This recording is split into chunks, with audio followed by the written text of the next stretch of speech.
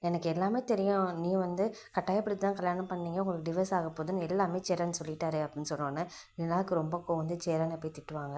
"உங்களுக்கெல்லாம் அறிவே இல்லையா? எத சொல்லணும்னு தெரியாதா?" அப்படின்னு சொல்லிட்டு சொல்லுவாங்க. எதுக்காக வந்து ராகவ் கிட்ட எனக்கும் சோழனுக்கும் டிவோர்ஸ் ஆக போகுதுன்னு சொன்னீங்கன்னு சொல்லி திட்டிட்டு இருப்பாங்க. அவர் கேட்டார்ப்பா நான் சொன்னேன் அப்படின்னு சொல்லுவாங்க. அது நான் எல்லாரும் கேட்டா நீங்க சொல்லிருவீங்களா? எதுக்கு என் பர்சனல்ல சொன்னீங்கன்னு சொல்லும்போது, ரொம்பவே சேரன் வந்து ஃபீல் பண்ணுவாரு. "நான் தெரியாம சொல்லிட்டேன்ப்பா. இவ்வளோ பெரிய பிரச்சனை ஆகும்னு எனக்கு தெரியாது" அப்படின்றத சொல்லுவார். உடனே அங்கே இருந்துட்டு கோவமாக நிலா ரூமுக்கு போயிடுவாங்க. அதுக்கப்புறமா சோழன் போய் ராகுவை பற்றி எனக்கு தெரியும், அவன் தப்பான நோக்கத்தை உங்ககிட்ட பேசுகிறான்னு. ஆனால் எங்கள் அண்ணனுக்கு என்ன தெரியும், அவர் கேட்டோன்னே அவர் சொல்லியிருப்பார். அதனால் பாவம் அண்ணன் ரொம்ப மனசு கஷ்டப்பட்டு போகுது அப்படின்னு சொன்னோன்னே நீலாவும் யோசிப்பாங்க.